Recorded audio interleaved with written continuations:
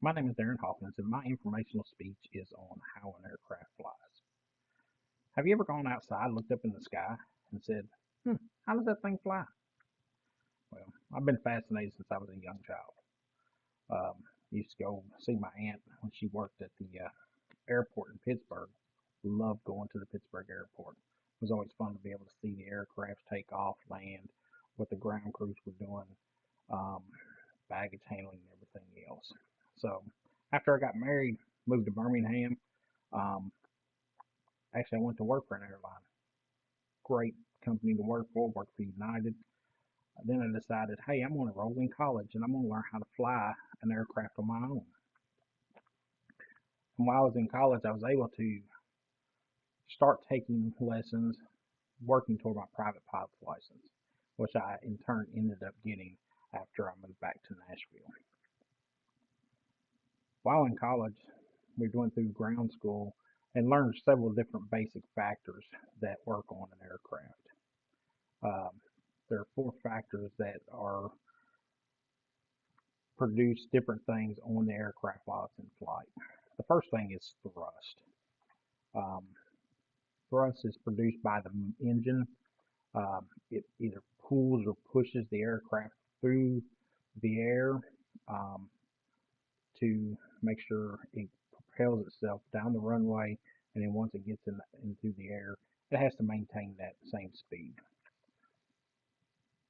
The counterpart to thrust is drag. Drag is anything that's on the aircraft sticking out. Can be anything from the rivets to the PDOT tubes um, to the aircraft itself. There's a lot of friction there to cut through the air. So once we overcome the amount of drag that the aircraft produces with the thrust that the motor engine produces, we have two other factors. The next one's going to be gravity.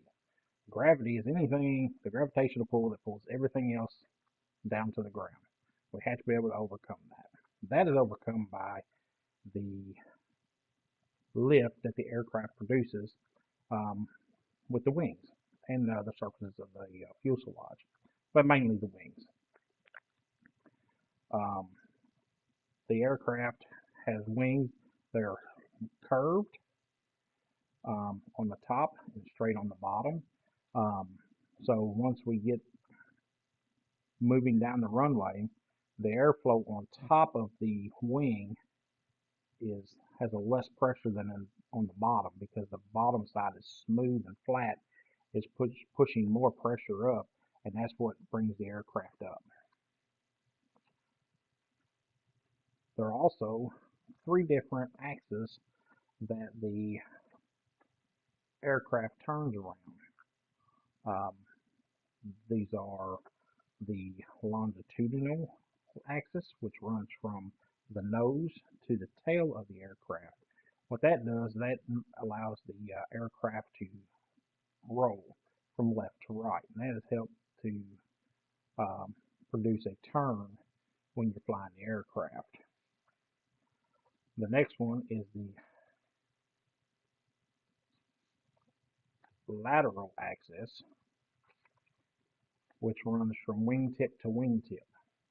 And what that axis does, it allows the aircraft to pitch up and down when you're flying through the sky. So when you want to go up, you pull up. When you want to go down, you push down. And that's that axis that it runs on um, during the aircraft when it's in flight. There's the last axis is the vertical axis, which that runs from the bottom of the aircraft to the top of the aircraft. Um, that axis allows the aircraft to turn left and right.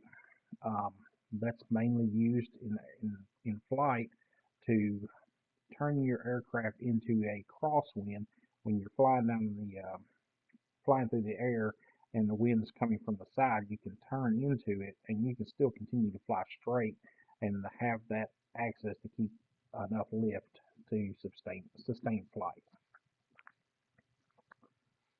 And those are the four basic factors and the three um, axis of an aircraft. Flying is simple, basic, somewhat. Um, other than it takes a lot of practice. Um, what I hope is that you can now understand how an aircraft flies. I'm not saying you can, but hopefully someday you might want to go try it. Um, there was an unknown author one time once said that the greatest thrill to man, known to man, was flying, but that's only the second. The first is landing.